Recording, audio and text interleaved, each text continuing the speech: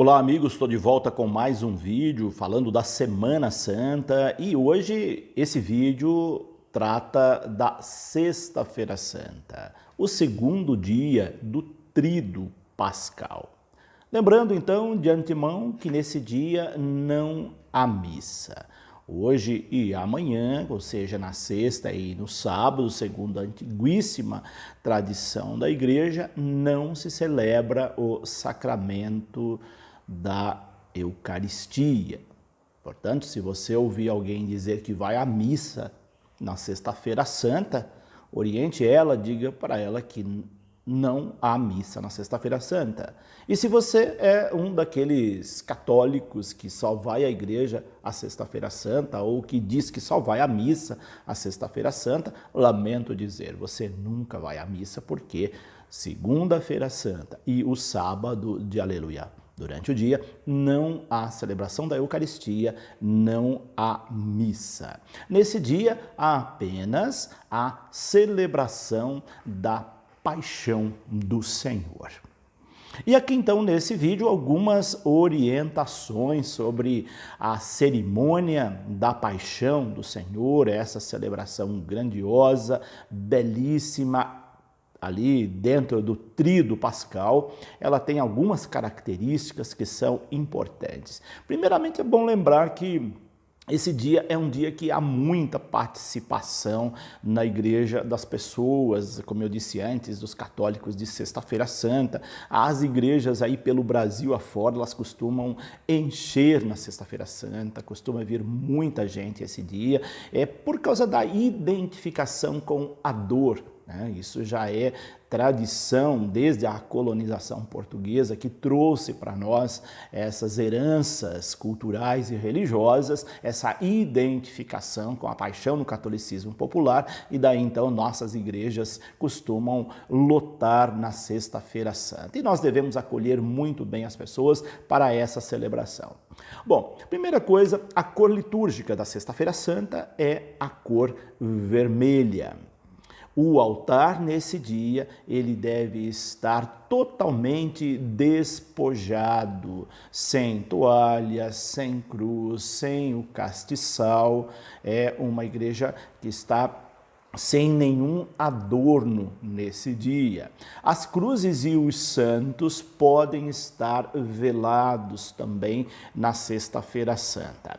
Nesse dia, a Sagrada Comunhão só pode ser distribuída aos fiéis durante a celebração da Paixão. Então, se você quer comungar nesse dia, participe da celebração da Paixão. Porém, ela pode ser levada a qualquer hora aos doentes que não podem participar desta celebração. E como que é, então, a celebração, a cerimônia da Paixão do Senhor? Na tarde da sexta-feira, lá pelas 15 horas, é importante às 15 horas, ou na linguagem popular, às 3 da tarde, horário da morte de Jesus, segundo a tradição bíblica, o horário que Jesus foi crucificado, procede-se à celebração, à cerimônia da Paixão, que consta de 3 partes: a liturgia da palavra, a adoração da cruz e a comunhão eucarística. Então, a celebração da Paixão, ela tem essas 3 partes.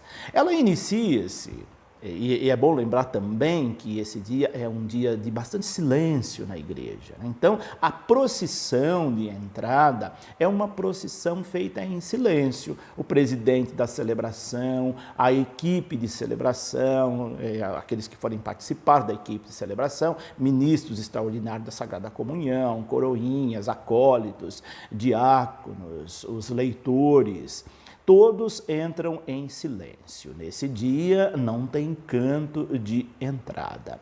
Então, conforme o missal romano, o diácono, o sacerdote e o diácono de paramentos vermelho, como para a missa, vestido como se fosse para a missa, aproxima-se do altar fazendo a reverência e depois prostram-se ou ajoelham diante do altar. Duas coisas que eu quero destacar aqui.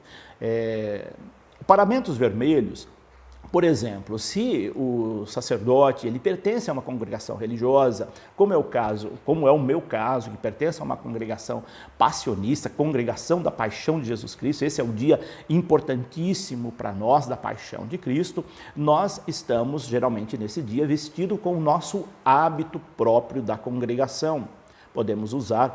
Devemos usar a estola sobre o hábito. Então, nesse dia, os padres religiosos, costumam utilizar o seu hábito próprio para a celebração. Os padres diocesanos, eles utilizam os paramentos normais do dia de uma celebração da missa. Então tem essa diferença também, é opcional. Os religiosos utilizam nesse dia, como é o caso de nós passionistas, utilizamos o nosso hábito próprio na Sexta-feira Santa.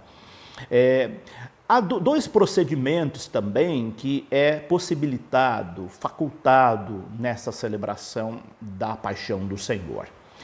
Ao chegar diante do altar, ali deve estar preparado um espaço, geralmente um tapete no chão, aonde o presidente da celebração vai ajoelhar ou se prostrar. Há essas duas opções. Ele pode se ajoelhar apenas e ele pode se prostrar como se prostrou lá no dia da sua ordenação. Os ministros que o acompanham também podem prostrar, mas às vezes não fica bem, né? Todo mundo deitado ali no chão naquela hora, parece que fica um tanto quanto estranho. Então aconselha-se que o presidente da celebração se prostre, os demais podem se ajoelhar em volta dele. Enquanto isso, toda a assembleia também pode se ajoelhar. Todos rezam em silêncio por alguns instantes, enquanto o presidente da celebração está prostrado ou ajoelhado. Aí, logo após, ele se levanta e, juntamente com os ministros, a equipe de celebração, dirigem-se para os seus lugares. E aí, então, o presidente da celebração, voltando-se para o povo, de mãos unidas, ele vai dizer a oração do dia, aquela oração que está proposta ali no missal romano. E aí então vem a primeira parte da celebração, que é a liturgia da palavra. Estando todos sentados, face à primeira leitura, que é a leitura do livro do profeta Isaías capítulo 2, do 13 ao 53, seguida do Salmo apropriado. Então lá o leitor se dirige à mesa da palavra, proclama a primeira leitura, o salmista em seguida se dirige à mesa da palavra, proclama o salmo responsorial a essa leitura, e vem o segundo leitor fazendo também os mesmos gestos de reverência, em silêncio, vai lá na mesa da palavra e proclama a segunda leitura, que é tirada da carta aos Hebreus, capítulo 4, versículo do 14 ao 16, e até o capítulo 5, versículo do 7 ao 9. Em seguida, faz-se a leitura da história da paixão, segundo o evangelista São João. João, capítulo 18, do 1 ao 19, como foi feito no Domingo de Ramos. Então, para a narração da paixão, ali devem ser previamente distribuídos aqueles personagens de acordo com cada leitor. Então, cada leitor faz uma parte, o presidente da celebração, o sacerdote, sempre faz a parte que corresponde a Jesus, ele pode ficar ali da sua cadeira mesmo para fazer essa parte na narração da paixão, e os demais leitores, personagens que tem dentro da narração da paixão, ficam em torno da mesa da palavra, se revezando de acordo com a sua participação. Após a leitura da paixão, durante a leitura da paixão, pode convidar a assembleia também a se assentarem, porque geralmente é uma narrativa longa. Então, não precisa a assembleia ficar em pé nesse horário, é opcional. Então pode ser pedido que a Assembleia se assentem para ouvirem a narração da paixão, que é diferente da proclamação de um evangelho na missa do domingo, não tem aquele anúncio, o Senhor esteja convosco, Ele está no meio de nós, não tem. O narrador já entra direto na narrativa da paixão e a Assembleia pode estar naturalmente sentada nesse momento, de acordo com o costume do lugar. Então, após a leitura da paixão, se for oportuno, faça uma breve homilia. O missal romano traz se for oportuno, mas é sempre oportuno. Esse momento é um momento muito importante de se fazer uma belíssima reflexão, uma belíssima pregação, homilia acerca do mistério que está sendo celebrado naquele momento. Então, nessa hora, é conveniente, sim, que se faça uma boa reflexão. Claro, tomando aquele cuidado para não se estender em demasia. A homilia deve ser entre 12 e, no máximo, 15 minutos.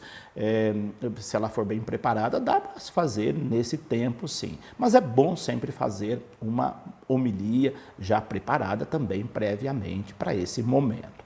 E após a homilia, o sacerdote poderá convidar os fiéis a se dedicarem a alguns instantes em oração. É sempre oportuno, após a homilia, fazer um momento de oração, de silêncio. E nesse dia, mais que nunca, é importante convidar, motivar a Assembleia, após a homilia, fazer um momento de silêncio. Então, após a liturgia da palavra, ao encerrar, após a homilia, esse momento de silêncio, aí vem a oração universal. A oração universal ainda faz parte da liturgia da palavra, mas é ela que encerra a liturgia da palavra dentro da cerimônia da paixão de nosso Senhor Jesus Cristo. Então, após a homilia, vem a oração universal. Como é que é feita? O que é essa oração universal?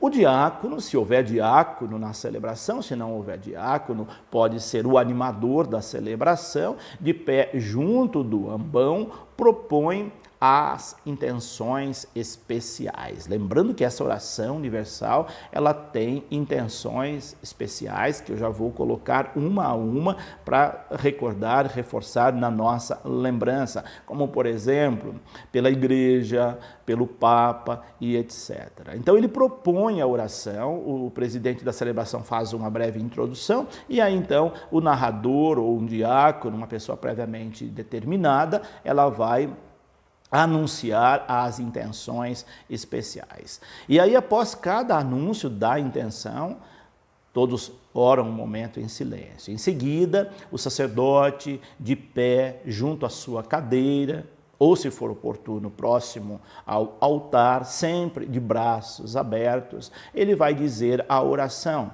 Oremos. E aí, durante todo o tempo das orações, das preces, os fiéis podem permanecer de joelhos ou em pé, é opcional. Então pode intercalar também joelho e em pé, como nós vamos sugerir daqui a pouquinho. Então vamos ver essa postura no momento da oração universal, que o missal romano faculta alguns procedimentos, né? As conferências episcopais, elas podem propor aclamações do povo antes da oração do sacerdote, ou determinar que mantenha o tradicional convite do diácono, por exemplo, ajoelhemo-nos, levantemo-nos. Então, ajoelhando-se todos para o momento de oração, em silêncio, e depois se levanta e o presidente da celebração faz a oração. Fica bem intercalar esses momentos de joelhos e em pé durante a oração universal. Mas isso é opcional, né? Então, as conferências episcopais, elas podem trazer variações. Aqui no caso do Brasil, nós fazemos dessa maneira. Em circunstâncias excepcionais, o bispo local, ele pode autorizar ou determinar uma intenção especial, além daquelas que estão no missal romano, aquelas 10 intenções especiais que estão lá no missal romano, dentro da oração universal, pode ser acrescentada a outras. Entre as intenções e orações propostas, o sacerdote pode escolher também as mais convenientes ao tempo e ao lugar, contanto que sejam conservadas as séries habituais de orações dos fiéis, conforme indica o Missal Romano, número 46. Então, o padre pode excluir algumas daquelas orações, mas eu digo para vocês, é importante fazer todas, as 10 orações. Para que excluir algumas, né? Elas estão lá, todas são muito bonitas. É melhor acrescentar alguma àquelas do que tirá-las. Tá? Então é importante que façam as 10 orações previstas no Missal Romanos. Agora, se tiver que tirar algumas, há 4 delas que não podem ser tiradas. São essas: pelas necessidades da igreja, pelos poderes públicos e pela salvação de todo mundo, pelos que sofrem qualquer dificuldades e pela comunidade local. Essas 4, segundo a orientação do Missal Romano, elas não podem ser excluídas da oração universal. E quais são, então, essas orações universais, esse momento que conclui a liturgia da palavra dentro da cerimônia da paixão? São 10 orações universais, né, que são 10 pedidos na oração universal. Primeiro, pela Santa Igreja. Segundo, pelo Papa. Terceiro, por todas as ordens e categorias de fiéis. Quarto, pelos catecúmenos, ou seja, aqueles que vão ser batizados. 5, pela unidade dos cristãos. 6, pelos judeus. 7, pelos que não creem em Cristo. 8, pelos que não creem em Deus. 9, pelos poderes públicos, e a 10ª por todos os que sofrem provações. Como é que é feito o ritual dessa oração? Então, um diácono ou uma pessoa previamente escolhida, pode ser um ministro, pode ser um animador da celebração, ele vai anunciar essa oração dizendo, por exemplo, rezemos pela Santa Igreja. Aí ele faz a exortação que é proposta ali no Missal Romano. Em seguida ele diz, ajoelhemos-nos. Aí toda a Assembleia se ajoelha, exceto aqueles que têm algum problema no joelho, idade avançada. Então, essas pessoas podem ficar em pé ou sentada. Mas a Assembleia, de um modo geral, ao anúncio do diácono, o convite do diácono ou do animador, ajoelhemos-nos, ajoelha. Fica um instante em silêncio, ajoelhado, rezando, e aí então esse animador vai dizer, levantemo-nos. Aí todos se levantam e o sacerdote então faz a oração proposta ali no Missal Romano. E assim sucessivamente em 10 momentos. Terminada a oração universal com esse ritual, aí passa-se à segunda parte da celebração, que é a parte da adoração da cruz. O Missal Romano, ele traz 2 opções para a adoração da cruz. Mas vamos lá. Terminada a oração universal, faz-se a solene adoração da cruz, escolhendo-se das 2 formas propostas ali no Missal Romanos. A mais conveniente, segundo razões pastorais. Então, ao preparar a cerimônia da Paixão do Senhor, da Sexta-feira Santa, escolha previamente qual dessas 2 formas de adoração a comunidade vai fazer. As 2 são muito bonitas. Eu, particularmente, prefiro sempre a segunda, que é um pouco mais solene, mas ambas são muito bonitas. veladas. Então, como que é a primeira forma de apresentação da Santa Cruz? Não é de adoração, melhor, de apresentação. A adoração vem depois, é porque está junto, né? Apresentação e adoração dentro do mesmo bloco desse segundo momento. Então, tem duas formas de apresentação da Santa Cruz. A primeira é a seguinte, a mais simplificada. A cruz velada, geralmente velada com um pano vermelho, ela é levada ao altar, acompanhada por 2 ministros com velas acesas. Pode escolher um diácono ou um ministro, que traz lá do fundo da igreja a cruz velada, em silêncio. Enquanto isso, o presbítero, o padre, o presidente da celebração, fica aguardando ali em pé, em frente ao altar. Ali ele vai receber essa cruz velada, trazida pelo ministro ou pelo diácono, ladeada por 2 velas, por 2 candelabros. Ele vai fazer o ritual do descobrimento, vai descobrindo a cruz pouco a pouco. Então, ele descobre a parte lá em pé na frente, ele descobre a parte superior um pouco, eleva a cruz um pouco e aí ele começa a antífona: eis o lenho da cruz, do qual pendeu a salvação do mundo. E a Assembleia responde: vinde, adoremos. Pode ser dito, pode ser cantado, fica mais solene se for cantado. Então, eu também prefiro a versão de cantar: eis o lenho da cruz, do qual pendeu a salvação do mundo. E todos vão responder: vinde, adoremos. Terminado o canto, ajoelham-se e permanece um momento adorando em silêncio, enquanto o sacerdote continua de pé com a cruz erguida. Então, nesse primeiro momento, fez a primeira apresentação, todos respondem e se ajoelham.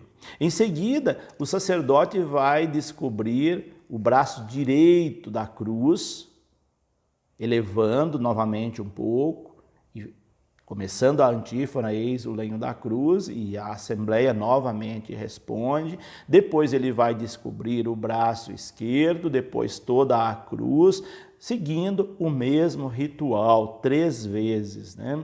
Apresenta a parte superior, o braço direito, o braço esquerdo e a cruz toda desnudada.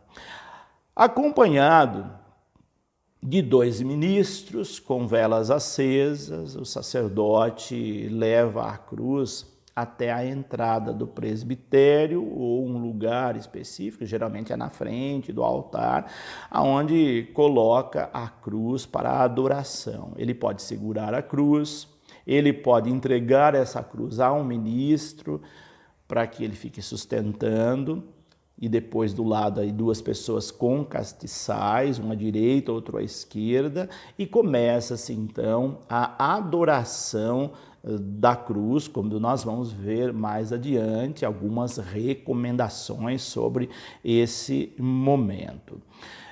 Por razões pastorais, como eu disse lá no início, geralmente na Sexta-feira Santa vem muita gente para a igreja, então se tiver muita gente, não precisa todo mundo fazer a adoração nesse momento, apenas a equipe de celebração. O presidente vai lá, o beijo na cruz, a reverência, depois os ministros, a equipe de leitores, aqueles que estão no presbitério, e deixa para o final a adoração, porque vai se estender bastante se você fizer dentro da cerimônia o beijo na cruz de todos os que estão na igreja. Então, por razões pastorais, a maioria das paróquias, das comunidades paroquiais, elas fazem o beijo na cruz, a adoração da cruz no final. Ali só faz uma equipe reduzida naquele momento.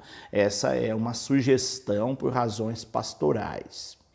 Agora nós temos a segunda forma de apresentação da Santa Cruz, aquela que eu disse que geralmente eu prefiro mais essa, que é um pouco mais solene. O sacerdote e o diácono com os ministros, eles se dirigem à porta da igreja, lá atrás, no fundo, toma nas mãos a cruz, ela pode estar velada ou sem o véu. O missal romano toma a cruz na mão sem o véu. prefiro usar adaptar daquela primeira versão. Isso não há nenhum impedimento, você pode estar com a cruz velada. Então ele toma a cruz, do lado dele também tem duas pessoas ali, acólito ou coroinha ou ministros com o candelabro aceso. Acompanhado pelos ministros com velas acesas, vai em procissão pela nave central até o presbitério. Só que antes, lá junto à porta principal, ele vai fazer o primeiro anúncio. Depois, no meio da igreja, o segundo anúncio. E quando ele chegar lá diante do altar, o terceiro anúncio. Aquele anúncio anterior, o mesmo. Eis o lenho da cruz, do qual pendeu a salvação do mundo. E a Assembleia responde, vinde todos, adoremos. Então, ele vai primeiro desvendar a ponta da cruz, a parte superior, e apresentar lá no início, eis o lenho da cruz. Quando chegar no meio da igreja, ele tira do braço direito, desvela o braço direito, anuncia eis o lenho da cruz. Depois, lá na frente do altar, ele vai tirar o braço esquerdo, então já cai todo o pano, e ele anuncia novamente, eis o lenho da cruz, e completa, do qual pendeu a salvação do mundo. E a Assembleia responde, vinde todos, adoremos. Então esse é o ritual um pouquinho mais solenizado. Aí, ajoelhando-se diante e adorando, um momento em silêncio, depois desse momento de apresentação. Aí ele vai colocar a cruz com os castiçais para a adoração dos fiéis, da equipe de celebração e da Assembleia. Como eu disse antes, esse dia tem muita gente na igreja, é conveniente que seja feita a adoração nesse momento, apenas pela equipe de celebração, deixando a Assembleia para o final. Como que é feita essa adoração da cruz? Para a adoração da cruz, aproximam-se, como em procissão, o sacerdote e a equipe de celebração. E depois os fiéis, exprimindo a reverência através de uma genuflexão. Pode ser uma genuflexão simples, pode ser uma genuflexão com o joelho até o altar, pode ser uma vênia, e depois o beijo na cruz, conforme o costume da região. Então, o primeiro que faz o beijo, a reverência, é o presidente da celebração, depois os membros da equipe, e depois a Assembleia. Aí, como eu disse, se optou-se só pela equipe, a celebração vai ter continuidade. Vale lembrar que durante a adoração cantam-se antífonas ou cânticos apropriados para a adoração. O missal romano traz ali sugestões de antífonas, sugestões de cantos. E aqueles que já fizeram a adoração, eles vão voltando para os seus lugares, enquanto a equipe está cantando, enquanto os demais vão fazendo o beijo na cruz, os demais voltam para o seu lugar. Aqui uma observação. Deve-se apresentar a adoração ao povo uma só e mesma cruz. Prestem bem atenção. Às vezes, querendo usar a criatividade, você colocar mais de uma cruz, não tem sentido. É uma única cruz, aquela que foi apresentada, que foi desvelada, é aquela cruz que é apresentada para a Assembleia, para o beijo na cruz. Se por causa da grande quantidade de fiéis não for possível aproximarem-se individualmente para fazer o beijo na cruz, é uma multidão aí de gente, isso se torna inviável a aproximação individual, o sacerdote pode, com a cruz diante do altar, convidar o povo, através de breves palavras, para adorá-la em silêncio, mantendo ali a cruz erguida por um momento, faz uma motivação e a Assembleia, num coletivo, ela faz a adoração ali, todo mundo junto. Isso é uma opção também que a liturgia traz, que o missal romano traz, que facilita também, se houver muita gente, se estender muito o momento da adoração. Terminada a adoração, a cruz ela deve ser levada para o altar em seu lugar habitual. Os castiçais acesos, eles devem ser colocados ou perto do altar ou perto da cruz. Terminada esta segunda parte, aí nós temos a terceira parte da cerimônia da paixão, que é a parte da comunhão. Para a parte da comunhão, sobre o altar, se estende a toalha e colocam-se o corporal e o livro, o missal romano. Lembrando que o altar vai estar desnudo, então nessa hora os ministros vêm com a toalha e colocam, e outros ministros vêm com o cibório, com as partículas consagradas e coloca sobre o altar. Então 2 ministros, ou acólitos ou coroinhas, acompanham o Santíssimo Sacramento com as velas acesas. Enquanto os ministros vão lá, eles trazem o Santíssimo Sacramento do local da reposição e colocam sobre o altar. Lembrando, o sacramento, desde a noite anterior, quinta-feira santa, está na sala de reposição, na capela de reposição, ele não está no sacrário, o sacrário está vazio, eles vão até o local da reposição, devidamente vestido com as vestes próprias de ministros, com as velas acesas, e trazem então, ladeado por velas, o Santíssimo Sacramento e coloca sobre o corporal que foi previamente estendido. Coloca-se os castiçais perto do altar ou sobre o altar. Geralmente recomenda-se que não se coloque velas sobre o altar para não tirar o foco da Eucaristia. Nesse dia é facultativo, você pode colocar os 2 castiçais do lado sobre o altar ou então do lado do altar. E o sacerdote se aproxima, faz a genuflexão e convida, motiva para a oração do Pai Nosso, como é feito durante uma celebração eucarística. Durante uma celebração ele faz a motivação para a oração do Pai Nosso. E após a oração do Pai Nosso e o seu complemento, o sacerdote, de mãos unidas, ele reza em silêncio.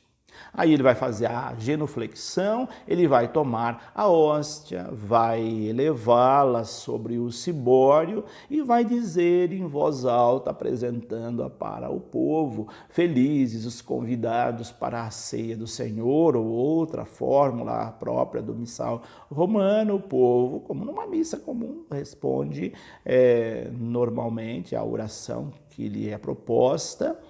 Aí o sacerdote comunga, da comunhão aos ministros que estão ali presentes, aos fiéis. Os ministros pegam as âmbulas com a Eucaristia, juntamente com o sacerdote, e vai para a distribuição dos fiéis. E durante a comunhão entoa-se cantos próprios de comunhão. Terminada a comunhão, o cibório é transportado novamente pelos ministros para o lugar apropriado, fora da igreja, lá para a sala de reposição, seguindo o mesmo procedimento de como trouxe. Observa-se um momento de silêncio pós-comunhão e depois, então, faz a oração pós-comunhão proposta no ritual. O presidente faz essa oração. A despedida, o sacerdote estende as mãos sobre o povo e diz a oração sobre o povo. Tem uma oração própria na Sexta-feira Santa, lá no Missal Romano, na página 269, nós encontramos uma oração própria sobre o povo nesse dia, que não é bênção. Nesse dia não tem a bênção final, a bênção sobre o povo. E todos se retiram em silêncio. Os ministros vão lá, desnudam novamente o altar, lembrando que ainda continua o clima da Sexta-feira Santa. Vale lembrar que neste dia, como eu disse, não se dá a bênção final. A retirada da igreja é feita pela Assembleia, é feita em silêncio, sem canto, não tem canto final. Agora, se o beijo na cruz, a adoração da cruz, ela for feita nesse momento, aí sim convém que a equipe de cantos faça cantos apropriados enquanto acontece o beijo na cruz, enquanto a equipe de celebração se retirou e a outra equipe está lá com a cruz para ser adorada. Então, nessa hora é importante que tenha-se cantos. Uma coisa importante de se lembrar nesse dia é em relação à coleta. O rito da celebração não prevê momentos para ofertório, mas é preciso que se tenha ofertório nesse dia, porque a coleta desse dia é destinada para os lugares santos.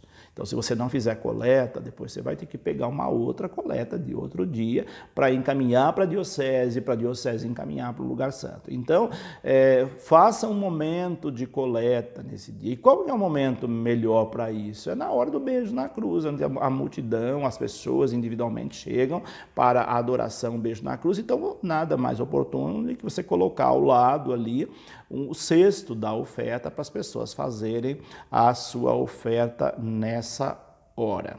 Então, não esqueçam disso. Nesse dia, embora o ritual não preveja coleta, é importante ter essa coleta que ela é destinada lá para os lugares santos. Lembrando também que durante o sábado, à noite da sexta-feira, o sábado, o dia todo, a igreja permanece no sepulcro. Sábado de aleluia, durante o dia, não se tem nada na igreja. É um dia morto, podemos dizer, no sentido popular. Então a igreja permanece no sepulcro meditando sobre a paixão. Abstém-se do sacrifício da missa nesse dia, ou seja, não tem missa durante o dia, também no sábado santo. Não tem o sacramento da Eucaristia. A sexta-feira não tem, o sábado santo o dia inteiro não tem, só vai ter à noite na missa da vigília pascal. O altar ele vai continuar o sábado pela manhã inteiro, também desnudado, até a solene vigília pascal. Nesse dia, o sábado, a Sagrada Comunhão só pode ser dada como viático. O que isso significa? Eucaristia para viagem, ou seja, para o doente. Então, o ministro extraordinário da Sagrada Comunhão, ou mesmo o sacerdote, ele pode levar a Eucaristia para o doente, tanto na Sexta-feira Santa, quanto no sábado de Aleluia, mas só para doentes que tenham necessidade. Se você acompanha os doentes também, você pede para eles comungar no outro dia, não precisa comungar nesse dia, porque ele já recebeu anteriormente se você o acompanhou. Mas em casos excepcionais isso pode acontecer. É bom lembrar também que no folclore de cunho religioso, no sábado de Aleluia tem a malhação do Judas. É uma tradição que algumas regiões do Brasil ainda fazem, né? Eles se fazem no sábado de manhã, mas isso é meramente folclórico, não tem nada a ver com liturgia. E para finalizar, só lembrando alguns materiais que você deve preparar para a cerimônia da paixão. Então, a cruz a ser adorada, já deixei ela previamente preparada. O pano vermelho para cobrir a cruz também, que vai ser velado. Um tapete para a prostração do sacerdote. A escala dos ministros para segurar a cruz na hora da adoração. Os castiçais para a celebração, tanto os castiçais para a cruz quanto para o Santíssimo Sacramento, as pessoas que vão levá-lo, a equipe de canto apropriada, lembrando que esse dia, embora não se tenha tantos cantos, é bom que tenha uma equipe previamente preparada para alguns momentos que se tem canto, então na Sexta-feira Santa. Então essas são algumas das orientações para a Sexta-feira Santa, o segundo dia do Tríduo Pascal. No próximo vídeo vou falar sobre a solene vigília pascal, a missa da ressurreição, a missa da Páscoa. Se você gostou desse vídeo, dê o seu like, comente, compartilhe, divulgue esse vídeo. Um grande abraço, até o próximo vídeo e que